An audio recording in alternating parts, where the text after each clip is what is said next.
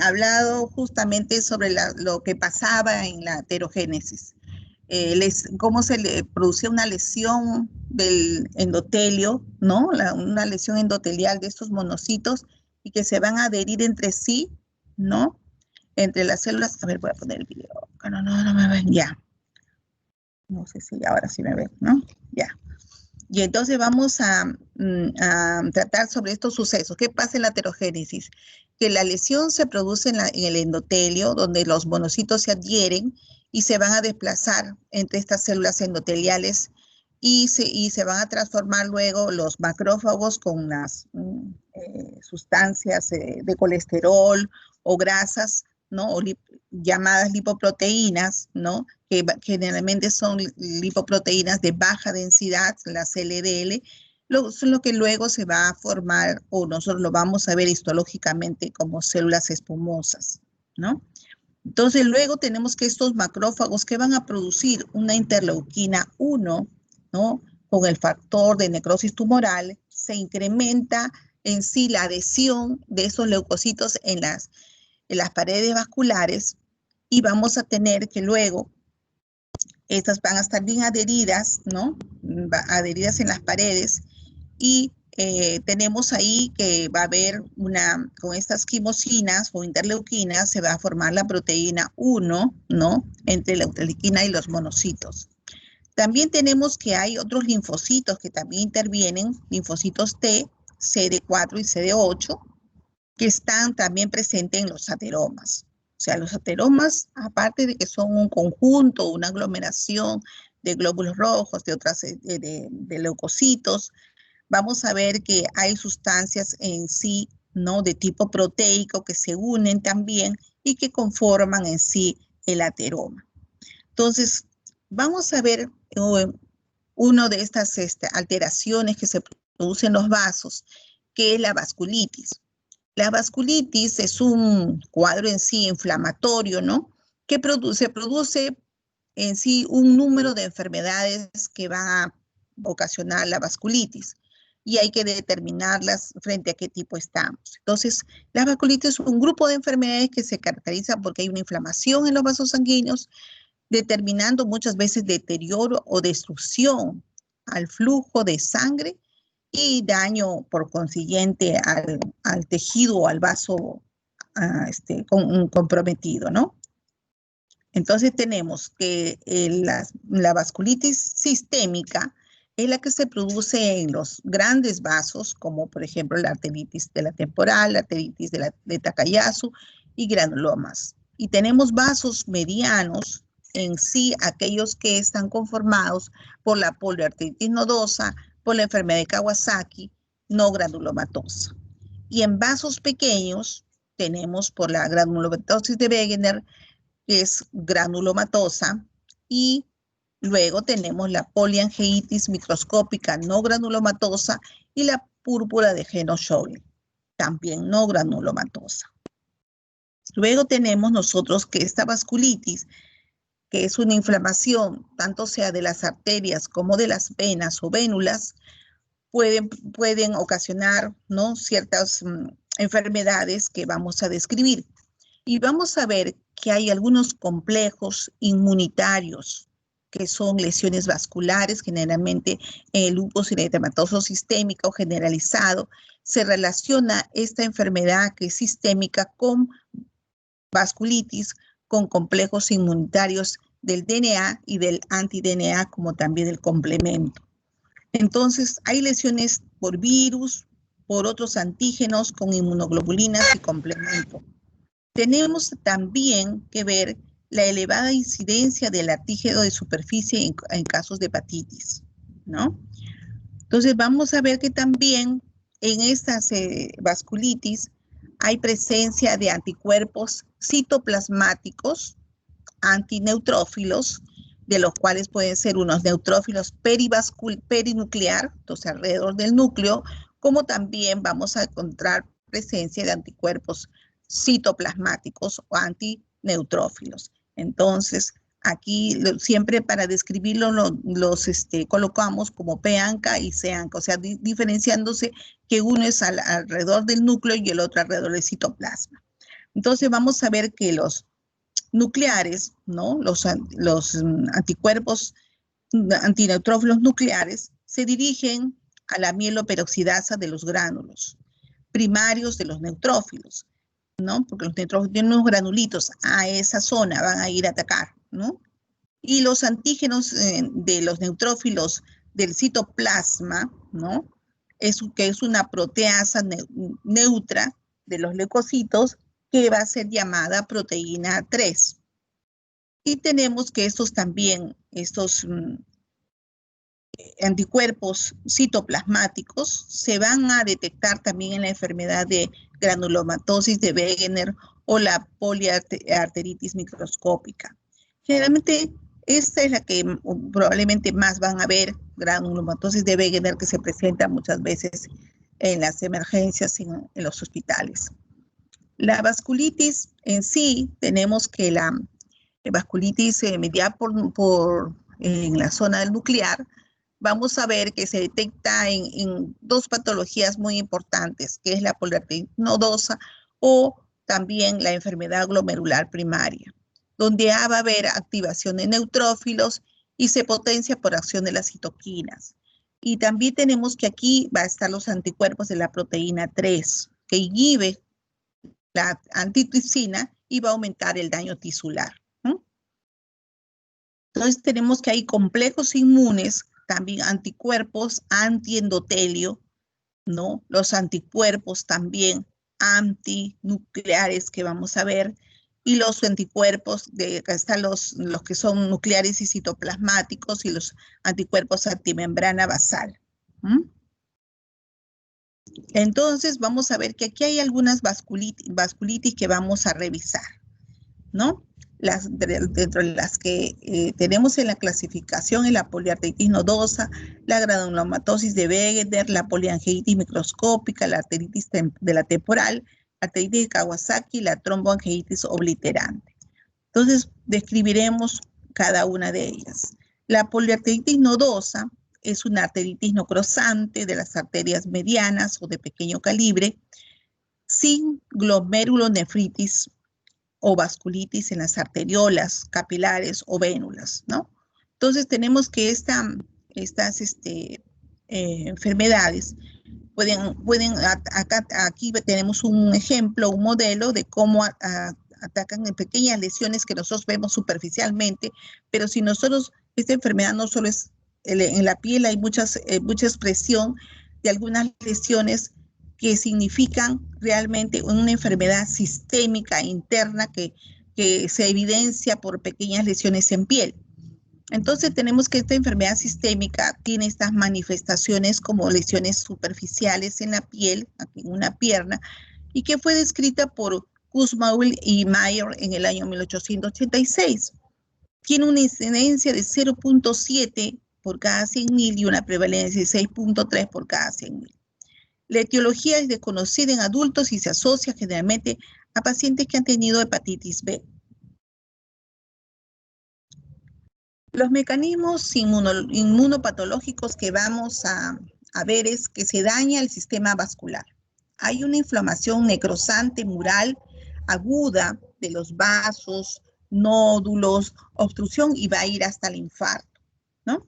Y puede haber un infarto renal, un infarto del hígado, porción del hígado, ¿no? Entonces afecta a riñones, al corazón, al hígado, al tubo digestivo, al páncreas, a los testículos, músculos, piel e incluso al sistema nervioso.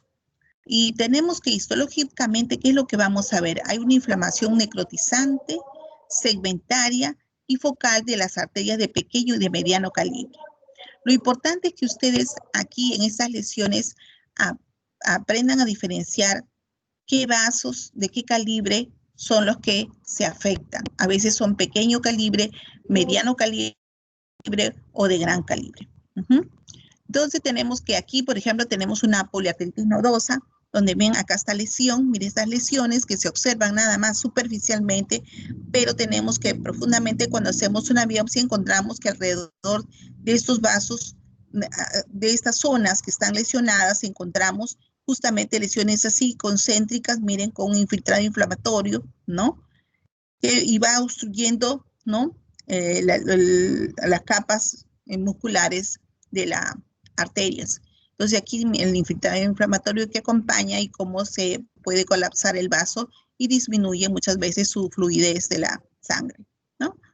En cambio, en la granulomatosis de Wegener, que es una de las más frecuentes que se encuentra generalmente, se presenta, tenemos que esta patología se presenta en cualquier edad, pero generalmente más acerca de los 40, 50 años aproximadamente. Y es muy frecuente más en varones, 2 varones por una mujer. La afección clásica que caracteriza esta granulomatosis es la afección que existe de una tríada clásica, ¿no? Tenemos que aquí afecta a la vía respiratoria superior, sinusitis, rinitis, otitis media, es lo que produce. Luego produce una astenia, una pérdida de peso, o sea, la persona no tiene deseos de hacer nada, ¿no? Se encuentra sin apetito, cansado, agotado y con pérdida de peso. Tiene compromiso sistémico, sí, porque se va a asociar a artralgias, dolores articulares, poliartritis, ¿no? Va a haber un compromiso también vascular de la piel y púrpura en las extremidades y en el sistema nervioso. Y aquí encuentran en esta lesión que se ve aquí en los miembros inferiores, esas petequias, ¿no? Pequeños punteados de hemorragia, los vamos a ver aquí, ¿no? En un corte histológico, donde hay presencia del infiltrado inflamatorio alrededor del vaso. ¿Mm? Entonces, tenemos que la triada clásica de esta patología es que haya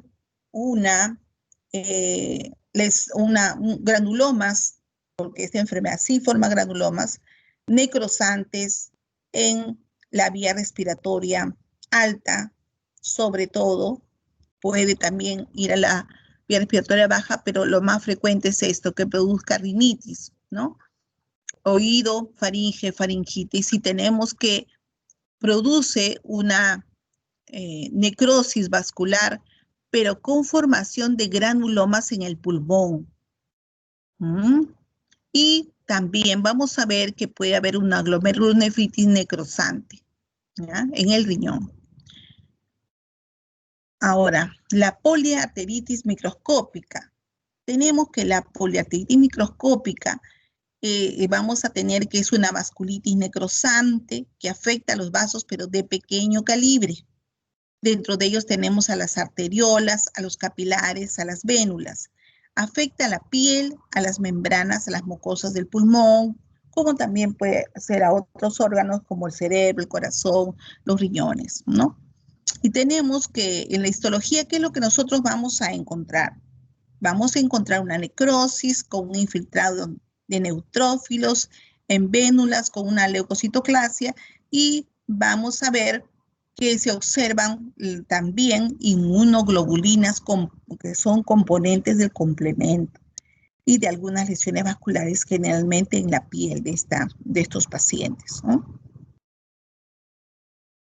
La otra es la arteritis de la temporal. La arteritis de la temporal es otro tipo de vasculitis, es una vasculitis segmentaria, ¿no? Aguda y crónica. Con frecuencia granulomatosa también, afecta a las arterias de la cabeza, ramas de la arteria de la carótida, a los ojos, ¿no? A las arterias oculares. Se presenta en personas mayores de 50 años, produce dolor, rigidez de los músculos proximales de la cintura pélvica o torácica hacia el cuello, hacia los glúteos, y presenta un infiltrado inflamatorio mononuclear, que va a ser crónico. En la mitad interna de esta túnica media de estas arteritas, vamos a encontrar presencia de algunas células gigantes con formación de granulomas. Entonces, se forma el granuloma y entre ellas vamos a encontrar a las células gigantes. Luego tenemos otra arteritis, que es la arteritis de Takayasu. Esta arteritis de Takayasu vamos a ver que no es una vasculitis crónica que va a afectar a la aorta e incluso a las arterias pulmonares, ¿no? Entonces vamos a ver qué ocurre. Generalmente esta es una patología que es muy frecuente en mujeres y en mujeres jóvenes menores de los 40 años. Se presenta por una insuficiencia vascular en las extremidades y a predominio también de los miembros superiores. Y vamos a ver que generalmente ustedes van a encontrar que también una de las características que tiene esta enfermedad es que ustedes van a tomar la presión a un paciente y no sienten la pulsación que marca las arterias cuando uno mide la presión, como si esa persona no tuviera sensación de latidos. Y es producto de esta arteritis de Takayasu, ¿no? Porque la insuficiencia vascular hace que no se perciba en sí la onda sistólica en el momento de que uno toma la presión. Entonces, en la histología vamos a encontrar que el infiltrado inflamatorio presenta granulomas con células gigantes y en la capa media, también en la adventicia, ¿no? Y vamos a ver que hay otra que se llama la enfermedad de Kawasaki. La enfermedad de Kawasaki, que es una enfermedad muy presente en los niños en la etapa de la lactancia, vamos a ver que cursa con fiebre aguda, produce una conjuntivitis bilateral no purulenta, eritema en las manos como en los pies, las plantas de los pies. Aquí pueden ver el eritema que tiene el niño en la carita e incluso en la lengüita, ¿no? Produce un edema. En la histología, ¿qué es lo que nosotros vamos a encontrar? Una infiltración aguda y crónica con linfocitos y macrófagos, con necrosis de células endoteliales y con depósitos de inmunoglobulina. Esta es una enfermedad pues muy propia de los niños pequeños. La tromboangiitis obliterante. Aquí vamos a ver que la tromboangiitis es una enfermedad también inflamatoria, recidivante porque se puede presentar y se puede volver a repetir, ¿no? Y va a producir trombosis de los vasos de mediano calibre y generalmente como aquellos que describimos en la arteria de la tibia, en la radial, ¿no? Con extensión hacia las venas y también hacia los nervios. Afecta en sí a los varones entre 25 a 50 años y vamos a ver que produce una insuficiencia vascular y puede llegar en muchos casos hasta la gangrena. Histológicamente, ¿qué es lo que nosotros vamos a encontrar? Que hay un infiltrado inflamatorio agudo y crónico en las arterias y vénulas con granulomas. Puede haber células gigantes, pueden haber trombos, microabscesos, fibrosis perivascular y que rodea en sí hasta los troncos nerviosos, ¿no?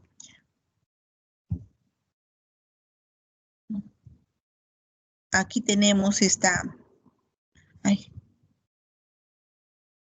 aquí tenemos una tromboangiitis obliterante. Esta tromboangiitis, porque justamente ocluye totalmente la luz vascular, ¿no? Que ahí la pueden ver con presencia de intrainflamatorio, ¿no? Está fibrosis y se cierra prácticamente el vaso, ¿no? Totalmente ocluido.